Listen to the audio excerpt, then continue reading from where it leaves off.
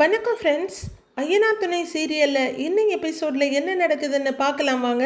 நிலாவை பார்க்க மனோகர் வந்திருக்காரு. அவரை ட்ராப் பண்ணுறதுக்காக சோழன் போகிறாரு. சேரணும், நான் கிளம்புறேன்ப்பா அப்படின்னு போக, அண்ணே ராமேஸ்வரத்தில் சந்தாவை பார்த்தீங்களா அப்படின்னு கேட்க, பார்த்தோம்ப்பான்னு சொல்லிட்டு சிம்பிளாக போயிடுறாரு. அதுக்கு மேலே எந்த டீட்டெயில்ஸும் கொடுக்குற அளவுக்கு அவர் நிற்கவே இல்லை. அவர் போனதும் நிலாவும் பாண்டியும் பல்லவன் கிட்ட ராமேஸ்வரத்தில் என்ன நடந்துச்சு, சந்தாவை பார்த்தாங்களா அப்படின்னு ரெண்டு பேரும் ஆர்வமாக கேட்குறாங்க. பல்லவன் அவங்க ரெண்டு பேரையும் வெளியே கூட்டிகிட்டு வந்து அமைதியாக நிற்க, சந்தா வீட்டில் ஏதாவது பிரச்சனை பண்ணாங்களான்னு நிலா கேட்குறாங்க. உடனே பல்லவனும் பிரச்சனைன்னு சொல்ல முடியாது, ஆனால் சந்தாக்காவோட அப்பா ஒரு மாதிரி பேசிட்டாருன்றாரு பல்லவன்.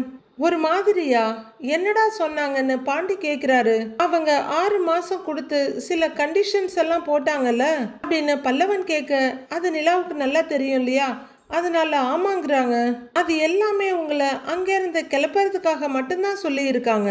அவங்க கேட்கறதெல்லாம் நாம கொடுத்தாலுமே சந்தாக்காவை அண்ணனுக்கு கட்டி கொடுக்கறதுல அவங்களுக்கு விருப்பம் இல்லை அப்படின்னு பல்லவன் சொல்ல, நிலா அதிர்ச்சியா பார்க்குறாங்க. என்னடா சொல்ற அப்படின்னு பாண்டி கேட்குறாரு. சரி, அதுக்கு சந்தா என்ன சொன்னாங்கன்னு நிலா கேட்குறாங்க. அவங்க என்ன சொல்லுவாங்க, சந்தாக்கா அம்மா அப்பா என்ன வேணாலும் சொல்லட்டும், நான் உன்னதான் கட்டிக்குவேன்னு சொன்னாங்க அப்படிங்கிறாரு பல்லவன். அப்ப பிரச்சனை இல்லை அப்படிங்கிறாங்க நிலா. ஆனா அவங்க அம்மா அப்பா முடியாதுன்னு சொல்லிட்டாங்களே அப்படின்னு பல்லவன் கேட்குறாரு. அவங்க என்ன வேணாலும் சொல்லட்டும்டா, சந்தா ஸ்ட்ராங்கா இருக்காங்கல்ல, அது போதும் நம்மளுக்கு அப்படிங்கிற நிலா. என்ன சொல்றீங்க பாண்டின்னு கேட்குறாங்க. கரெக்டு தாங்க, அம்மா அப்பா நினைக்கிறதா நடக்குதா என்ன அப்படின்றாரு அவரு. உடனே நிலா முகத்தை சுருக்கிட்டு, என்ன என்ன சொல்ற மாதிரி இருக்கு அப்படின்னு கேட்க, ஐயையோ சத்தியமா இல்லைங்க, நான் சாதாரணமாக தான் சொன்னேங்கிறாரு பாண்டி. அவங்க பொண்ணு விருப்பத்தை பற்றி யோசிக்காம சுயநலமாக செயல்படுறாங்க. அப்போ பொண்ணும் அவங்களுக்காக கொஞ்சம் சுயநலமாக யோசிக்கலாம்ல, அது தப்பில்லைன்னு தான் சொல்கிறேன்னு அவர் விளக்கம் கொடுக்குறாரு. நிலா லைட்டாக சிரிச்சிட்டு சும்மா தான் சொன்னேங்கிறாங்க. ஆனால் பீகார்லேயே எனக்கு ஒரு சின்ன டவுட் இருந்தது, பார்த்துக்கலாம் விடு, சந்தா கிட்ட பேசுவோன்றாங்க நிலா. அப்போ கிச்சனில் இருக்க சேரன் அங்கே வர்றாரு. ஹாலில் இப்படின்னு பார்த்துட்டு, எங்கே யாரையும் காணோம் அப்படின்றவர், டேய் எங்கடா போனீங்கன்னு கேட்குறாரு. அந்த சத்தம் இங்கே 3 பேருக்கும் கேட்க திரும்பி பார்க்குறாங்க. பாண்டி பல்லவான்னு கூப்பிட, அண்ணே இதோ வரேனே அப்படின்னு பல்லவன் குரல் கொடுக்குறாரு.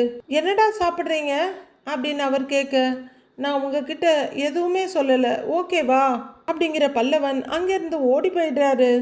மனோகர் டயர்டாக இருக்கிறதுனால அவரை ஹோட்டலில் ட்ராப் பண்ணுறதுக்காக சோழன் அவர் காரை ஓட்டிகிட்டு போகிறாரு. மனோகரும் உட்கார்ந்துருக்காரு. 2 பேரும் அமைதியாக போயிட்டுருக்காங்க. தம்பி அப்படின்னு கூப்பிட அப்படின்னு சோழன் திரும்புகிறாரு. கொஞ்சம் மெதுவாக போங்க, இது டிராவல்ஸ் வண்டி மாதிரி இல்லை, லேசாக அழுத்தினாலே 100 தொடும். ஆமாம், இது பவர் என்ஜின் தம்பி, பார்த்து அப்படின்னு சோழனுக்கு கார் மெக்கானிசத்தை சொல்லி கொடுத்துட்ருக்காரு மனோகர். அவரும் ஓகே மாமான்ட்டு காரை ஓட்டிகிட்டு இருக்காரு. அப்புறம் தம்பி வாழ்க்கையெல்லாம் எப்படி போகுதுங்கிறாரு மனோகர். அப்படின்னு அவர் ஆரம்பிக்க, உங்களுக்கு என்ன, ஆசைப்பட்ட மாதிரி பொண்ணை கல்யாணம் பண்ணிக்கிட்டீங்க, சந்தோஷமா தானே இருப்பீங்க அப்படின்னு மனோகர் சர்க்காஸ்டிக்கா சொல்ல, சோழன் அதெல்லாம் கண்டுக்க ரெடியா இல்லை. நான் நினைச்சேன் நீங்க சொல்லிட்டீங்க மாமா அப்படின்னு சோழன் சொல்ல, வெறுப்பா ஒரு அப்படின்னுக்கிறாரு.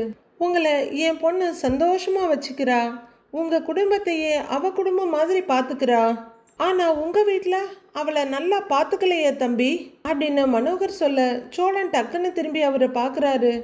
ஒரு டிவி வாங்கவே என் பொண்ணுக்கு போராட்டமா இருக்கே அப்படின்னு மனோகர் சொல்ல, சோழன் ரோட்ல ஒரு கண்ணும் அவர் மேல ஒரு கண்ணும் திகைப்பா வைக்கிறாரு.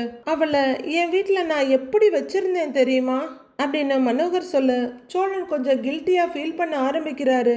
அவ எது கேட்டாலும் வாங்கி கொடுத்துருக்கேன் தம்பி, அவ பிறந்ததுல இருந்தே வசதியா வளர்ந்த பொண்ணு, இப்போ உங்க வீட்டுல வந்து ஒரு டிவி வாங்க கூட பட்ஜெட் போட்டு காசு சேர்த்து அந்த நிலைமைக்கு போயிட்டா அப்படின்னு மனோகர் சொல்ல சோழனுக்கு ரொம்பவே குற்ற உணர்ச்சியா இருக்கு.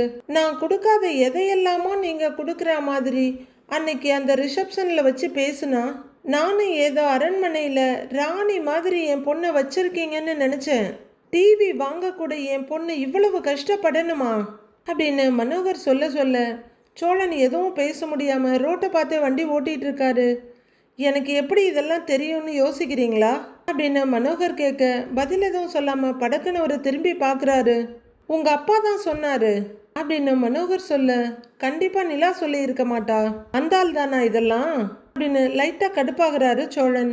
நீங்க எல்லாம் போய் டிவி வாங்குற நேரம் அந்த பணத்தை கடங்காரன் வந்து புடுங்கிட்டு போயிட்டான் அப்படின்னு மனோகர் சொல்லு.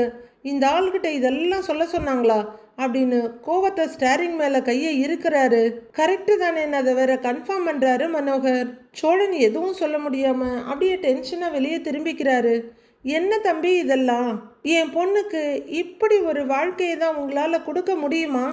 ஆஃப்டர் ஆல் ஒரு டிவி, அதை கூட உங்களால் வாங்க முடியல. இதெல்லாம் நான் சொன்னா நிலாவுக்கு கோபம் வருது. கேட்டா எனக்கு பிடிச்சிருக்கு அதனால தான் அங்கே இருக்கேன்னு சொல்றா. ஆனா அவ இப்படி கஷ்டப்படுறது எனக்கு பிடிக்கலையேப்பா அப்படின்னு மனோகர் பேச பேச சோழனுக்கு ரொம்பவே சங்கடமும் குற்ற உணர்ச்சியுமா இருக்கு. வெறும் காதலை மட்டும் வச்சு என்ன பண்றது? காதலை வச்சு படம் பார்க்க முடியுமா இல்ல துணி தான் துவைக்க முடியுமா? அதுக்கெல்லாம் அதுக்கான பொருளை வாங்கணும்ல. இது கூட இல்லாத வீட்டில் என் பொண்ணு எப்படிப்பா வாழ முடியும்? சாதாரண லோயர் மிடில் கிளாஸ்ல கூட டிவி, ஃப்ரிட்ஜு, வாஷிங் மிஷின் எல்லாமே இருக்கும்.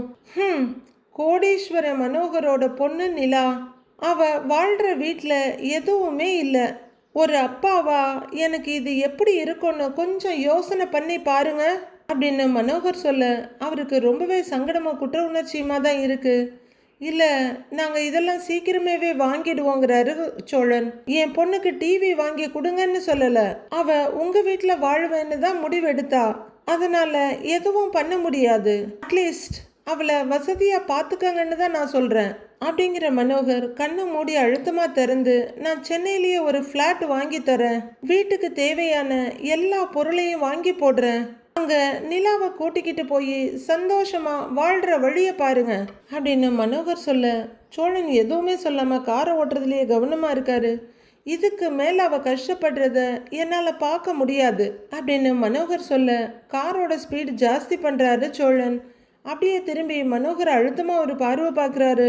கொஞ்ச தூரம் கார் போயிட்டுருக்க, அதோ அந்த லெஃப்டை ஒட்டி நிறுத்திக்கங்க அப்படின்னு மனோகர் சொல்ல, சோழனும் சரின்னு தலையாட்டுறாரு. அவரு காரை கொண்டு வந்து நிறுத்த, மாப்பிள்ள என் பொண்ணு கஷ்டப்படாம சந்தோஷமா இருக்கணும், ஒரு அப்பாவா செய்ய வேண்டியதை செய்ய நான் தயார், நீங்க என்ன முடிவு பண்ண போறீங்கன்னு எனக்கு ஃபோன் பண்ணி சொல்லுங்க அப்படின்னு பாலை சோழனோட கோர்ட்லேயே விடுறாரு மனோகர். சரி நீங்க கிளம்புங்க, நான் பார்த்துக்கிறேன்றாரு அவரு. அப்படின்னு தலையாற்ற சோழன் சீட் பெல்ட்டை கழட்டிட்டு கார்ல இருந்து இறங்குறாரு. மனோகர் மட்டும் எந்த அசைவும் இல்லாம கார்லயே உட்காந்துக்கிட்டு யோசிச்சுட்டே இருக்காரு. வீட்டில் உட்காந்து நிலா வேலை பார்த்துக்கிட்டு இருக்கு. கொஞ்சம் தள்ளி உட்காந்து மொபைல் பார்த்துட்டு இருக்காரு பல்லவன். கிச்சன்ல இருந்து வர்ற சேரன் குடிச்சிட்டியாப்பா அப்படின்னு கேட்க, அப்படிங்கிறாங்க நிலா. அவரு டீ கப் எடுத்துட்டு போறாரு. போற போக்குல பல்லவனை பார்க்குறவரு, டேய் என்னடா ஃபோனை பார்த்து சிரிச்சுக்கிட்டு இருக்கிற, உனக்கு படிக்கிறதுக்கு எதுவும் இல்லையான்னு கேட்குறாரு. அண்ணே இங்கே வந்து பாருண்ணே, ஒரு மீன் செம்ம காமெடியாக இருக்கு அப்படின்னு சொல்ல, சேரனும் பக்கத்தில் வந்து நிற்கிறாரு. மொபைலை திருப்பி காமிக்க அவரும் பார்த்துட்டு சிரிக்கிறாரு. டேய் பல்லவா, ஃபோன் செம்ம அடிக்ஷன்ரா அப்படின்னு நிலா சொல்ல, 10 நிமிஷம் நீ பார்த்துட்டு வச்சிடுறேன் அப்படிங்கிறாரு பல்லவன். அப்படி தாண்டா நினைப்போம், ஆனால் உனக்கே தெரியாம 1 மணி நேரம் 2 மணி நேரம் போயிடும் அப்படின்னு நிலா சொல்ல, அது 100ல் 200% உண்மைதான். அப்படி சொல்லுப்பா, நான் பார்க்கும்போதெல்லாம் எப்போ பார்த்தாலும் இந்த ஃபோனையே தான் நோண்டிக்கிட்டு இருக்கிறான் இவன். அடுத்து காலேஜ் வேற முடிச்சிட்டான்னு வையே, முழு நேரமும் இங்கே தான் உட்காந்து மொபைல் பார்க்க போறான்னு நினைக்கிறேங்கிறாரு சேரன். உடனே பல்லவன் படக்குன்னு நிமிர்ந்து, யார் சொன்னா, காலேஜ் முடிச்சதுக்கு அப்புறம் எங்கிட்ட நிறைய பிளான் இருக்குங்கிறாரு. நிலாவும் வேலையை கொஞ்சம் நிறுத்திக்கிட்டு என்ன பிளான்னு கேட்குறாங்க. உடனே பல்லவன் அவங்ககிட்ட வேகமா எழுந்து போறாரு.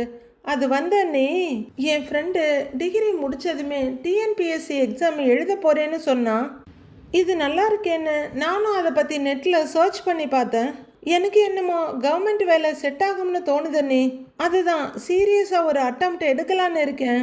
நீங்கள் என்னன்னு சொல்கிறீங்கன்னு பல்லவன் கேட்குறாரு. சேரன் அப்படியே யோசனையாக பக்கத்தில் வந்து நிற்க, ஏய் நல்ல ஐடியாடா, கவர்மெண்ட் ஜாப்னா ஒரு செக்யூரிட்டி இருக்கும், ஒரு ஸ்டெபிலிட்டி இருக்கும், ஒர்க்கு கன்சிஸ்டண்ட்டாக இருக்கும், நல்ல விஷயம்தான்னு உடனே ஆதரவு கொடுக்குறாங்க நிலா. பல்லவனும் சந்தோஷமாக சிரிக்கிறாரு. அண்ணே நீ என்ன சொல்கிற அப்படின்னு பல்லவன் கேட்க, அவரை பிரமிப்பா பார்த்துக்கிட்டு இருந்த சேரன், டேய் உனக்காடா இப்படிலாம் தோணுச்சு அப்படின்னு ஆச்சரியமாக கேட்குறாரு. அண்ணே என்னண்ணே, நான் பண்ண மாட்டேன்னு நினைக்கிறியா அப்படின்னு பல்லவன் கேட்க, அப்படி இல்லடா, நீ முயற்சி பண்ணுனா ஐஏஎஸ் கூட ஆயிடுவ, அது எனக்கு தெரியும்னு பெரிய ஐச வைக்கிறவரு. இருந்தாலும் நீ அந்த முயற்சி எடுக்கணுமேன்னு குப்புற தள்ளிடுறாரு. அத பண்ணுவியான்னு தான் நான் தெரியாம இருந்தேன். இப்ப நீ பேசுறத கேட்டா சந்தோஷமா இருக்குடா அப்படின்னு உண்மையான பாசக்கார அப்பாவி அண்ணனாவே மாறிடுறாரு சேரன். நம்ம வீட்டுல ஒருத்தன் கவர்மெண்ட் வேலைக்கு போகணும்னு நான் நிறைய ஆசைப்பட்டேன். மாசமான முதல் தேதியே சம்பளம் வந்துடும், வேலை போயிடுமோன்னு பயப்பட வேண்டாம். வருஷம் போனஸ், வாரத்துக்கு 2 நாள் லீவு, இப்படி நிறைய சலுகைகள் இருக்கு. காலம் முழுக்க நிம்மதியா வாழலாம்டான்னு ஒரு பெரிய லிஸ்டே கொடுக்குறாரு அவரு. நல்லா கேட்டுக்கிடான்ற மாதிரி நிலா பார்த்துட்டு இருக்க அண்ணனைய பார்த்துட்டு இருக்காரு பல்லவன். எங்க என்ஜினியர் செல்வம் இருக்கார்ல, அந்த பையன் ஏதோ ஐடி கம்பெனில வேலை பார்த்தான். அவனுக்கு நல்ல சம்பளம் கொடுத்தாங்க. கொஞ்ச நாள்ல லோன் போட்டு வீடெல்லாம் கூட கட்டிட்டாங்க. திடீர்னு வேலையை விட்டு தூக்கிட்டாங்க அப்படின்னு சேரன் சொல்ல நிலா உச்சி கொட்டிட்டு பாக்குறாங்க. அவனன் மட்டும் இல்ல, அவங்க கூட சேர்த்து ஒரு 1000 பேர் அந்த கம்பெனில இருந்து வேலையை விட்டு தூக்கிட்டாங்க. இப்ப பாவம் அந்த லோனை எப்படி கட்டுறதுன்னு தெரியாம முழிச்சுக்கிட்டு இருக்காரு. நீ இப்படியெல்லாம் போய் சிக்காம கவர்மெண்ட் வேலைக்கு போயிட்டீன்னா எவ்வளவு நல்லது பாரு அப்படின்றாரு சேரன். அண்ணே, நான் இதெல்லாம் யோசிச்சு தானே கவர்மெண்ட் வேலைக்கு போகலான்னு முடிவு பண்ணினேன். அண்ணே கூட என்கிட்ட அதை பற்றி ஒரு முறை சொல்லி இருக்காங்களேங்கிறாரு பல்லவன். உடனே சேரன் அப்படியே ரொம்ப ஆர்வமாக நிலாவை பார்க்க, ஆமாண்ணே, இவன் ஐஏஎஸ் ஐபிஎஸ் ஆனால் நல்லா இருக்குமேன்னு நினச்சேன். இப்போ அவனே அந்த டெசிஷன் எடுக்கிறான். சேரன் சந்தோஷமாகவும் பிரமிப்பாகவும் பார்த்துக்கிட்டு இருக்க, டேய், நீ குரூப் 1 மட்டும்தான் எழுதணும்னு அவசியம் இல்லை, குரூப் 2 குரூப் 3 கூட நீ எழுதலாம் அப்படின்னு நிலா சொல்ல, அதெல்லாம் பிளான்ல இருக்க நீ அப்படின்றாரு பல்லவன். ஆமா, டிஎன்பிஎஸ்சி எக்ஸாம் எல்லாம் எழுதணும்னா கோச்சிங் எல்லாம் போவாங்களே, நீயும் போகணும்லன்னு நிலா கேக்குறாங்க. இதுக்கு தானே நீங்க வேணும்னு சொல்றது. நான் அதை பத்தி சொல்லலான்னு வந்தேன், நீங்களே அதை கேட்டுட்டீங்க. என் ஃப்ரெண்டு ஒரு கோச்சிங் சென்டர்ல சேர்ந்துருக்கான், அங்க என்னையும் கொஞ்சம் சேர்த்து விடுறீங்களான்னு பல்லவன் கேக்குறாரு. அப்படின்னு நிலா உடனே சேரனை பாக்குறாங்க. அங்க படிச்ச முக்காவாசி பேருக்கு கவர்மெண்ட் வேலை கிடைச்சிருக்கு, நல்லா சொல்லி கொடுப்பாங்க, என்ன சேர்த்து விடுனேன்னு பல்லவன் சொல்றாரு. சேரனுக்கு ஏக சந்தோஷம். தம்பி வாழ்க்கையில முதல் தடவையா படிக்கிறத பத்தி வாய் திறந்து பேசுறானேன்னு. டேய், இதுக்கு எதுக்குடா கேட்கணும், நீ சேர்ந்துக்கடா, நாங்களே உன்னை கொண்டு வந்து சேர்த்து விடுறோம் அப்படின்னு சேரன் சொல்ல, பல்லவனும் நிலாவும் சிரிப்போட பார்த்துக்கிறாங்க. பணத்தை பற்றியெல்லாம் நீ கவலைப்படாத, எப்போ டியூஷன் சென்டரில் சேரணும்னு மட்டும் சொல்லு, சேர்ந்துடலாம் என்ன அப்படின்னு ரொம்ப ஆர்வமாக சொல்கிறாரு. நீ நல்லா படித்து கவர்மெண்ட் வேலை வாங்கி சைரன் வச்ச வண்டியில் போகணும், சரியான்னு சேரன் கேட்குறாரு. சரிண்ணே, தேங்க்ஸ் அண்ணிங்கிறாரு பல்லவன். மாமனாரை டிராப் பண்ண சோழன் நேராக வந்து பாண்டியோட ஒர்க் ஷாப்பில் உட்காந்துக்கிறாரு. அங்கே இருக்க சேரில் கழுத்து பாதி அறுபட்ட கோழி மாதிரி அவர் உட்கார்ந்துருக்கிறாரு. பாண்டி ரொம்ப நாளைக்கு அப்புறம் ஒர்க் ஷாப்பில் பார்க்குறோம். அவர் அங்கே இங்கன்னு பரபரப்பாக வேலை பார்த்துட்டு இருக்காரு. அப்பப்போ திரும்பி அண்ணனை பார்த்துட்டு இருக்காரு. ஒரு கட்டத்தில் கையில் இருக்க ஸ்பேனரை கீழே வச்சுட்டு, ஏய் என்னடா, ஏன்டா இப்படி இருக்கிற, வந்ததுலேருந்து எதையோ யோசிச்சுட்டே இருக்கன்னு கேட்குறாரு. அவர் இப்படி ஒரு நெளி அப்படி ஒரு நெளி நெளிஞ்சிட்டு மண்டைக்குள்ள நிறைய ஓடுதுடாங்கிறாரு. அதை பேசதானே இங்கே வந்த, சொல்லு அப்படின்னு கேட்டுக்கிட்டே வேலையை ஆரம்பிக்கிறாரு. சொல்கிறதுக்காக தான் வந்தேன், ஆனால் எப்போ பாரு சின்ன பையன் மாதிரி ஏதாவது கம்ப்ளைண்ட் சொல்லிக்கிட்டே இருக்கேன்ல, எது நடந்தாலும் உங்ககிட்ட வந்து சொல்லிட்டு இருக்கேன்ல, அதான் எப்படா சொல்கிறதுன்னு யோசிச்சுட்டு இருந்தேங்கிறாரு சோழன். பாண்டி அவரையே பார்த்துட்டு, அண்ணியோட அப்பா ஏதாவது சொன்னாரான்னு கேட்குறாரு. உடனே ஷாக் அடித்த மாதிரி எழுந்திருக்கிற சோழன், டேய் எப்படிடா இவ்வளவு கரெக்டாக சொல்கிறேன்னு கேட்குறாரு. காலையில் 2 பேரும் ஒன்றா தான் போனீங்க, இப்போ நீ சோகமாக உட்கார்ந்துருக்க, அப்போ அவர் தானே ஏதாவது சொல்லி இருக்கணும். என்னடா மறுபடியும் இன்னொரு ரிசப்ஷன் வைக்கணும்னு சொல்கிறாரா அப்படின்னு பாண்டி படு நக்கலாக ஒரு கேள்வியை கேட்குறாரு. டேய் அதெல்லாம் ஒன்றும் இல்லை அப்படின்னு சோழன் அழற மாதிரி நிற்க, டேய் அப்புறம் வேற என்னடான்னு கொஞ்சம் டென்ஷனாக கேட்குறாரு பாண்டி. அவர் வீட்டுக்கு வந்தப்போ அந்த ஆள் இல்லை நடேசன், தேவையில்லாம என் மாமனார்கிட்ட நிறைய பேசி வச்சிருக்காரு. நம்ம வீட்டுக்கு டிவி வாங்க கிளம்பினது, அந்த நேரம் பார்த்து கடங்காரங்க வந்து காசை புடுங்கிட்டு போனது, இதெல்லாம் நடந்ததால நிலா அவர்கிட்ட பேசாம போனது, இப்படி எல்லாத்தையும் சொல்லி வச்சிருக்காரு அப்படின்னு சோழன் சொல்ல, பாண்டிக்குமே எரிச்சலா இருக்குது. எதுக்கு அவருக்கு இந்த வேலையெல்லாம், வயசு ஏற ஏற அறிவு குறைஞ்சிருமோ அப்படின்னு ஒரு பெரிய சந்தேகத்தை கேட்குறாரு. டேய், இப்ப அது பிரச்சனை இல்லடா அப்படின்னு சோழன் சொல்ல, சரி வேற என்னென்ன பாண்டி பார்த்துக்கிட்டு இருக்காரு. நாங்க கார்ல போகும்போது நிலாவோட அப்பா ஒரு மாதிரியா பேசிட்டாருடா அப்படின்னு சோழன் சொல்ல, என்ன பேசினாருன்றாரு பாண்டி. என் பொண்ணு ரொம்ப வசதியா வாழ்ந்தவ, அவளை இப்படி கூட்டிட்டு வந்து கஷ்டப்படுத்துறீங்க. ஒரு டிவி வாங்கணும்னா கூட என் பொண்ணு பட்ஜெட் போட்டு காசு சேர்த்து வச்சு தான் வாங்கணுமா? அவ இவ்வளவு செஞ்சும் உங்களால ஒரு டிவி கூட வாங்க முடியல. எல்லார் வீட்லயும் இருக்க பேசிக் பொருள் கூட உங்க வீட்ல இல்ல. இப்படி இருந்தா என் பொண்ணை எப்படி சந்தோஷமா வச்சுக்குவீங்க? அப்படி இப்படின்னு ஏகப்பட்டது பேசிட்டாருடா. அதோட விடல, ஒரு நல்ல ஃப்ளாட் எடுத்து வீட்டுக்கு தேவையான பொருள் எல்லாம் நானே வாங்கி போடுறேன், நீங்க 2 பேரும் அங்க போய் இருங்கன்னு வேற சொல்றாரு அப்படின்னு சோழன் சொல்லிட்டு புசு புசுன்னு மூச்சு விட்டுட்டு இருக்க. அவர் சொல்றதும் கரெக்டு தானேடா அப்படின்னு பாண்டி சொல்ல, எது அப்படின்னு முறைச்சிக்கிட்டு, இந்த வீட்டுக்கு தேவையான பொருள்லாம் வாங்கி போடுறாருன்னு சொன்னாரு அதுவா அப்படின்னு சோழன் கேட்க, அது இல்லடாங்கிறாரு பாண்டி. அப்படின்னு சோழன் பார்க்க, ஒரு டிவி வாங்க இவ்வளோலாம் பிளான் பண்ண வேண்டி இருக்கேன்னு அவருக்கும் கஷ்டமா தானே இருக்கும். அவங்க வீடு எவ்வளவு வசதியான வீடுன்னு நாமளே பார்த்தோம். அப்படி ஒரு வீட்டில் இருந்துட்டு இங்கே வந்து அவங்க கஷ்டப்படுறாங்கன்னு நாமளே பல முறை பேசியிருக்கோம்ல, அதை தான் அவங்க அப்பாவும் சொல்லியிருக்காரு அப்படின்னு பாண்டி பேசிட்டு இருக்காரு. அவர் எப்பவுமே நியாயமா கரெக்டா தான் பேசுவாரு. ஏண்டா நாம என்ன வச்சுக்கிட்டா இல்லைன்னு இருக்கோம், ஒன்னா வாங்குற பிளான்ல தானேடா இருக்கோம். அதுக்கு உடனே அவரு கண்டபடி பேசுறாரு அப்படின்னு சோழன் சொல்ல, சரி அவர் அப்படி சொன்னதுக்கு நீ என்ன சொன்னேன்னு கேக்குறாரு பாண்டி.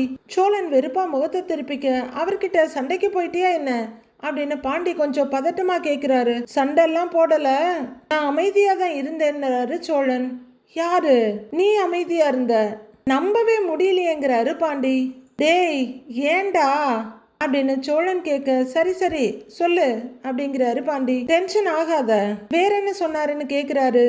சோழன் ஒரு டீப் பிரீத் எடுத்துட்டு, நீங்க நினைக்கிற மாதிரி எல்லாம் இல்ல, நிலாவை நான் நல்லா பாத்துக்குவேன்னு சொன்னேன் அப்படின்னு சோழன் சொல்ல, அது மட்டும்தான் சொன்னியான்னு பாண்டி இன்னமும் நம்பாம கேக்குறாரு. இல்லடா, அவரு தேவையில்லாம நிறைய வார்த்தையை விட்டாரு, அதான் நான் ஒரு முடிவு எடுத்துட்டேன்றாரு சோழன். என்ன முடிவு அப்படின்னு பாண்டி கேட்க, நம்ம வீட்டுக்கு பக்கத்துல ஒரு நல்ல ஃப்ளாட்டா பார்த்து வீட்டுக்கு தேவையான பொருளெல்லாம் வாங்கி போட்டு நிலாவை தனி குடித்தனம் கூட்டிகிட்டு போயிடலான்னு இருக்கேன் அப்படின்னு சோழன் சொல்ல, பாண்டி எந்த உணர்ச்சியும் காட்டாம பார்க்குறாரு.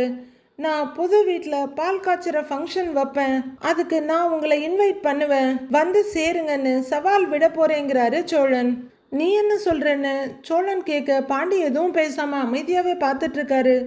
டேய் ஏதாவது சொல்லேண்டா அப்படின்னு சோழன் கேட்க, எல்லாமே ஓகே தான், ஆனா அவங்க வருவாங்களான்னு கரெக்டா கேக்குறாரு பாண்டி. ஏய் டேய், அவ என் ஒய்ஃபுடா, வரமாட்டேன்னு எப்படிடா சொல்லுவா அப்படின்னு சோழன் கேக்குறாரு.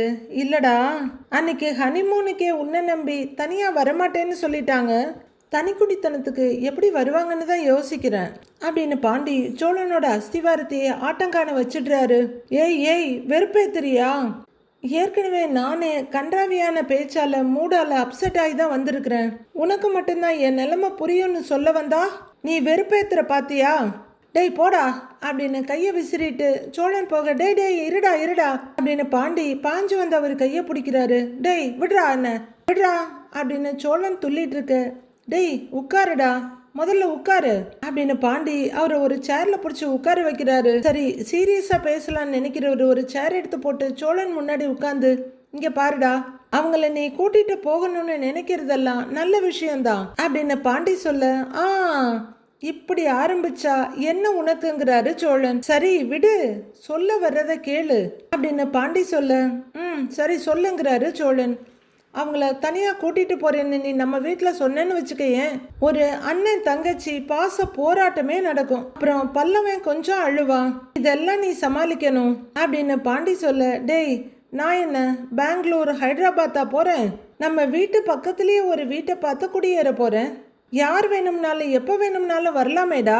இங்க பாரு, எனக்கு என் மாமனார் கிட்ட விட போற சவால்ல ஜெயிக்கணும். சூப்பரா ஒரு ஃபிளாட்டை வாடகைக்கு எடுத்து அங்க சோஃபா, ஃப்ரிட்ஜ், டிவி எல்லாமே வாங்கி போட்டு செம்மையா ரெடி பண்ணணும். இதெல்லாம் பண்ணிட்டு பால் காய்ச்ச அவங்க அப்பாவை இன்வைட் பண்ணிட்டு, நீங்க நினைக்கிற மாதிரி எல்லாம் நான் இல்ல, என் பொண்டாட்டிய எப்படி பார்த்துக்கிறேன் பார்த்தீங்களான்னு காட்டணும். காட்டுறேன் அப்படிங்கிறாரு சோழன். புரியுதுடா, ஆனா எல்லாத்தையும் உடனே செய்யணுமான்னு யோசிங்கிறாரு பாண்டி. ஏய், உடனே பண்ணாம ஒரு வருஷம் கழிச்சு பண்ண சொல்றியா அப்படின்னு சோழன் கேட்க, நமக்கு நிறைய விஷயங்கள் இடிக்குது பயங்கரமா. புதுசா எடுக்க போற பிளாட்டுக்கு கொடுக்குற அட்வான்ஸ்ல வீட்டுல சின்ன சின்ன ரெனோவேஷன் ஒர்க் பண்ணலாம். அங்க வாங்கி போடுறேன்னு சொன்ன திங்ஸ் எல்லாம் இங்கேயே வாங்கி போடலாமே அப்படின்றது ஒரு பக்கம் இருந்தாலும், மனோகர் சொந்தமா வாங்கி தானே தரேன்னு சொன்னாரு. இவர் வாடகைக்கு எடுக்க போறேன்னு சொல்றாரு. அப்படி இருக்க அது எப்படி சமமான சவாலா இருக்கும்? இத கேட்டுக்கிட்டு இருக்க பாண்டியும், அதெல்லாம் சரிதான்டா, வீடு எடுக்கிறது, பொருள் வாங்குறது, இதுக்கெல்லாம் காசு நிறைய தேவைப்படுமேடா, அதெல்லாம் நீ ரெடி பண்ணணும்ல அப்படின்னு பாண்டி கேட்க, ரெடி பண்றேன்டா, எப்படியாவது ரெடி பண்ணி நிலாவை சீக்கிரம் நான் அந்த வீட்டுக்கு கூட்டிக்கிட்டு போகணும் அப்படின்னு சோழன் சொல்ல, பாண்டி அவரோட பணத்துக்கான விஷயங்கள்லாம் யோசிக்கிறாரு. டேய் பாண்டி, அவ எனக்காக எவ்வளவோ பண்ணி இருக்காடா, அவ சந்தோஷத்துக்காக நான் இது கூட பண்ணலைன்னா எப்படிடா அப்படின்னு சோழன் கேட்க, சரிடா விடுடா பண்ணிடலாங்கிறாரு பாண்டி. நீ ஒன்னும் ஒரி பண்ணாத, வீடு பார்த்து குடியேறணும் அவ்வளவுதானே அப்படின்னு பாண்டி கேட்க, ஆஹா, வீடு பார்த்து வீட்டுக்கு தேவையான பொருள் எல்லாம் வாங்கி போட்டுட்டு அப்புறமா அந்த வீட்டுல ஜம்முன்னு குடியேறணுங்கிறாரு சோழன். டேய் பண்ணிரலாம்டா, இதெல்லாம் என்ன பெரிய விஷயமா அப்படின்னு ரொம்பவே பாசிட்டிவா சொல்றாரு பாண்டி. சரி வா, ஒரு டீ சாப்பிட்டுட்டு வருவோன்னு பாண்டி எழுந்திருக்க, சரிவா போலான்னு சோழனை எழுந்திருக்கிறாரு. எழுந்திருச்சு 2 எட்டு விற்கிறவரு, டேய் கடை அப்படின்னு கேட்க, கண்ணன் பக்கத்துல தாண்டா இருக்கான், வந்துருவாங்கிறாரு பாண்டி. சரி சரிவா போலாம் அப்படின்னு 2 பேரும் கிளம்புறாங்க. அங்க ஒரு பெரிய கோவிலோட கோபுரம் இருக்கு. சந்தா முன்னையும் பின்னையும் பார்த்துட்டு மொபைல் எடுத்துக்கிட்டு அங்க வர்றாங்க. சேரன் ஒரு சைட்ல ட்ரில்லிங் மெஷினை வச்சுட்டு செவுத்துல அங்கங்க இருக்க செங்கலை உடைச்சு தள்ளிக்கிட்டு இருக்காரு. அவரோட ட்ரில்லிங் மெஷின் சவுண்டுக்கு முன்னாடி ஃபோன் சவுண்டெல்லாம் ஏமாத்துறோம். அவர் ஃபோனை எடுக்கல. சந்தா மறுபடியும் ட்ரை பண்றாங்க. அவரு வேலையில ரொம்ப மும்மரமா இருக்க ஃபோன் எடுக்காம போக, ஐயோ அப்படின்னு டென்ஷன் ஆகிற சந்தா இந்த பக்கம் அந்த பக்கம் பார்த்துட்டு மறுபடியும் கால் பண்றாங்க. அவரு கொஞ்சம் கேப் விட்டு அந்த வேலையை பார்க்க அந்த சவுண்டை கேட்டுடுறாரு. சதீஷ் ஃபோன்ல யாருன்னு பாருங்கிறாரு. அந்த பையனை எடுத்து பார்த்துட்டு அண்ணன்னு கூப்பிட, யாருடான்னு கேட்குறாரு சேரன். சந்தான்னு யாரோ கூப்பிடுறாங்க அப்படின்னு அந்த பையன் சொல்ல, சந்தாவா அப்படிங்கிற சேரன், டேய் தம்பி இங்கே வா, இதை பாரு அப்படின்னு ட்ரில்லிங் மிஷினை அப்படியே கீழே வச்சுட்டு ஓடி வர்றாரு. தலையில இருக்க துண்டெல்லாம் அவுத்துட்டு, எங்க போனை கொடு அப்படின்னு போனை வாங்குறவரு டக்குன்னு அட்டன் பண்ணி, சந்தாங்கிறாரு. சந்தா எப்படி இருக்க, உங்க வீட்டுல ஏதாவது சொன்னாங்களா அப்படின்னு சேரன் கேட்டுட்டு இருக்க, இங்க சந்தா பயங்கர படபடப்பும் பரபரப்புமா இருக்காங்க. நேத்து நீங்க போன பிறகு அப்பா ரொம்ப ரொம்ப திட்டாரு அப்படின்னு சந்தா சொல்லிட்டு இருக்க, இன்னொருத்தர் வந்து அந்த ட்ரில்லிங் ஒர்க்கை கண்டினியூ பண்றாரு. அதனால அவங்க சொன்னது சேரனுக்கு சரியா கேட்கல. நீ சொல்றது எனக்கு சரியா கேட்கல சந்தா, ஒரு நிமிஷம் இரு அப்படிங்கிறவரு திரும்பி அந்த ட்ரில் பண்றவர்கிட்ட நிறுத்துன்னு கையை காமிக்கிறாரு. ஐயோ அப்படின்னு டென்ஷன் ஆயிட்டு நிக்கிறாங்க சந்தா. இப்ப சொல்ல சந்தான்னு கேக்குறாரு அவரு. ஜானகியை பார்த்து அப்பா ரொம்ப திட்டினாரு, யார்கிட்டயுமே எதுவுமே சொல்லல, ராமேஸ்வரத்துல இருந்து கிளம்பி பாதி தூரத்துக்கு வந்துட்டோம், இங்க தெரிஞ்சவங்களை பார்த்துட்டு அப்புறமா தான் கிளம்புறோம் அப்படின்னு சந்தா சொல்ல, உன் குரல்ல பயம் பதட்டம் எல்லாம் தெரியுது சந்தா, தயவு செஞ்சு அப்படிலாம் பயப்படாத, நான் இருக்கேன் சந்தா, நான் உன்னை அப்படிலாம் விட்டுற மாட்டேங்கிறாரு சேரன். எனக்கு கொஞ்சம் கூட அமைதியே இல்லை, ரொம்ப ரொம்ப பயமா இருக்குன்றாங்க சந்திரா. சேரன் என்ன சொல்றதுன்னு யோசிக்க, உங்க கூட இருக்கிறப்போ எதுவும் தெரியல, தள்ளி வர வர ரொம்ப பயமா இருக்கு, நீங்க கூப்பிடுறப்பவே உங்க கூட வந்திருக்கணுமோன்னு தோணுது, நான் உங்க கூட வந்திருக்கணும்ல அப்படின்னு சந்தா கேக்குறாங்க. இல்லப்பா, அப்ப அது சரியா இருந்திருக்காது, அந்த பதட்டத்திலையும் நீ தான் சரியான முடிவை எடுத்திருக்க, நாம அவசரப்பட வேண்டாம், உங்க அம்மா அப்பா சம்மதம் இல்லாம நாம எது செஞ்சாலும் அதை உங்க கோவத்தை இன்னும் தான் அதிகமாக்கும், கொஞ்சம் பொறுமையாயிரு அப்படின்னு சேரன் பேச சந்தா இந்த பக்கம் அந்த பக்கம்னு பார்த்துக்கிட்டே இருக்காங்க. அவங்க உனக்கு உடனே கல்யாணம் பண்ணணும்னு சொல்லலல்ல, இப்பதானே உங்க மாமா வந்திருக்காரு, எனக்கு தான் 6 மாசம் இல்லைன்னு சொல்லிட்டாங்க, ஆனா உங்க பண்டிட்ஜி 6 மாசம் வெயிட் பண்ணணும்னு தானே சொல்லி இருக்காரு அப்படின்னு சேரன் பேச, அங்க தவியா சுடுமணல்ல நிக்கிற மாதிரி தவிச்சிட்டு இருக்காங்க சந்தா. எப்படியும் அவங்க அதுக்குள்ள உனக்கு கல்யாணம் பண்ணி வைக்க மாட்டாங்க சந்தா அப்படின்னு சேரன் சொல்ல, இல்ல பண்டிட்ஜியை மீறி எதுவும் பண்ண மாட்டாங்க, ஆனா கல்யாணத்தை பத்தி அடிக்கடி பேசுறாங்களே அதுதான் எனக்கு பயமா இருக்குன்றாங்க சந்தா. அவங்க பேசுறது பேசட்டும், ஆனா கல்யாணம் கண்டிப்பா நடக்காது, இந்த முறை எதுவும் தப்பா போக நான் விட மாட்டேன் எல்லார் சம்மதத்தோட நான் உன்னை கல்யாணம் பண்ணிக்குவேன் சந்தா, நீ நிம்மதியாயிரு. சரியான்னு சேரன் கேட்க சந்தாவும் சரின்னு தலையாட்டுறாங்க. சரி சாப்பிட்டியான்னு சேரன் கேட்க சாப்பிட்டேன் ஆப் அப்படின்னு சந்தா கேட்க நான் சாப்பிட்டேன் சந்தா, நீ நம்பிக்கையாயிரு, நான் பார்த்துக்கிறேன்றாரு சேரன். பின்னாடி பின்னாடி திரும்பி பார்த்துட்டு இருந்த சந்தா சரி சரி அப்பா வர்றாரு நான் வைக்கிறேன் அப்படின்னு ஃபோனை கட் பண்ணிக்கிட்டு அப்படியே நின்றுக்கிறாங்க. ஹலோ அப்படின்னு கூப்பிட்டு பார்க்குற சேரன் ஃபோன் கட் ஆனதும் எடுத்து பார்க்குறாரு. அவங்க அப்பா வேகமாக சந்தா கிட்ட வந்து இங்கே எதுக்காக நின்றுட்டு இருக்க, எல்லாரும் நாங்கெல்லாம் அங்கே தானே இருக்கிறோம், நீ இங்கே வந்து என்ன பண்ணிட்டு இருக்கன்னு ஹிந்தியில் கேட்குறாரு. இல்லை நான் தண்ணி வாங்கறதுக்காக வந்தேன்னு சந்தாவும் ஹிந்தியில் சொல்கிறாங்க. தண்ணி பாட்டில் எங்க அப்படின்னு அவர் கேட்க படக்குன்னு ஒரு தண்ணி பாட்டில் எடுத்து அவர்கிட்ட காமிக்க அரே சல் அப்படின்னு சந்தாவோட கையை பிடிச்சி கூட்டிகிட்டு போகிறாரு அவங்க அப்பா. சந்தாவை அவங்க அப்பா அங்கேருந்து இழுத்துட்டு போயிட்டாலும் சேரன் கிட்ட இருந்து அவங்க நினைவுகளை இழுக்க முடியல. சேரன் அப்படியே நிற்கிறாரு. நல்லாவே பொழுது ஆயிடுது. பாண்டி உட்காந்து ஒர்க் ஷாப்பில் வேலை பார்த்துட்டு இருக்க அங்கே வானதி வர்றாங்க. பாண்டி சின்சியராக குனிஞ்சு வேலை பார்த்துட்டு இருக்க பாண்டின்னு கூப்பிட்டுக்கிட்டே வர்றாங்க வானதி. வா வானதி, என்ன இந்த நேரத்தில் வந்திருக்கன்னு கேட்குறாரு அவரு. வானதி நடக்கிறப்பவே தெரியுது ரொம்ப டயர்டாக இருக்காங்கன்னு. இரு பாண்டி முதல்ல உட்காந்துக்கிறேன் அப்படின்னு ரொம்ப சோர்வா சொல்ற வானதி ஒரு சேர் எடுத்து போட்டு உட்காந்துக்கிறாங்க. உட்காருன்றாரு அவரு குனிஞ்சி கழுவிக்கிட்டு இருக்க ஒரு பாட்டில் எடுத்து ஒரு முடுக்கு குடிச்சிட்டு என்ன பாண்டி அப்படின்னு வானதி கேட்க அவரு நிமிந்து பாக்குறாரு. தண்ணியில பெட்ரோல் ஸ்மெல் வருது, பெட்ரோல் கேன்ல தண்ணி பிடிச்சியா என்னன்னு வானதி கேக்குறாங்க. ஏய் அதெல்லாம் ஒண்ணும் இல்ல, நல்ல கேன் தாங்கிறாரு பாண்டி. ஆனா நாம ஒரு நிமிஷம் பதறிதான் போயிட்டோம். ஓ கேன்லயும் பெட்ரோல் ஸ்மெல்லா, உன் மேலேயும் அந்த ஸ்மெல் தான் வருது, கடையில இருந்தும் அந்த ஸ்மெல் தான் வருது, இப்ப குடிக்கிற தண்ணியிலையும் பெட்ரோல் ஸ்மெல் வர ஆரம்பிச்சிருச்சு அப்படின்னு வானதி சொல்ல சரி அதை குடிக்காத வச்சிடுங்கிறாரு பாண்டி. நான் போய் உனக்கு புது தண்ணி பாட்டில் அப்புறம் சாப்பிட்றதுக்கு ஏதாச்சும் வாங்கிட்டு வரேங்கிறாரு பாண்டி. என்ன வேணும், பரோட்டா ஓகேவான்னு கேக்குறாரு. ஓகே தான், லைட்டா பசியா கூட இருக்கு, ஆனா நீ வேலை பார்த்துட்டு இருக்கியே அதை முடிச்சிட்டு கூட போ, அவசரம் ஒன்றும் இல்லைன்றாங்க வானதி. அது வரைக்கும் பசி தாங்குவல்லன்னு அவர் கேட்க எனக்கு ஓகே தான் பாண்டின்றாங்க வானதி. ஒரு 10 நிமிஷம் வேலை தான், நான் அதை முடிச்சதும் நம்ம 2 பேருமே கூட ஒன்னா போய் சாப்பிடலாங்கிறாரு பாண்டி. அவ்வளோ டயர்டையும் தாண்டி சின்னதா சிரிக்கிற வானதி சரி பாண்டிங்கிறாங்க. அவங்களுக்கு கழுத்து கூட நேரா நிறுத்த முடியல. ரொம்பவே அசதியா இப்படி இப்படின்னு கழுத்தாட்டுறவங்க அப்படியே ஒரு பொசிஷன்ல வச்சு எங்கேயோ பாக்குறாங்க. என்ன இவ்வளோ அமைதியா இருக்கான்னு பாக்குற பாண்டியும் அவங்கள நிமிர்ந்து பார்த்துட்டு என்னாச்சு பயங்கரமா எதையோ யோசிக்கிற போலன்னு கேக்குறாரு. நான் பிசினஸ் ஆரம்பிச்சது சரியான முடிவா பாண்டி அப்படின்னு வானதியை படக்குன்னு கேட்க அவரும் டக்குன்னு கிளீன் பண்ணிட்டு இருந்த கியர் வீல கீழே வச்சுட்டு நிமிந்து பாக்குறாரு. அவர் கண்கள்ல பதட்டம் அதிர்ச்சி எல்லாமே அப்பட்டமா தெரியுது. அடுத்து என்ன நடக்க போகுதுன்னு வர எபிசோட்ல பார்க்கலாம் ஃப்ரெண்ட்ஸ்.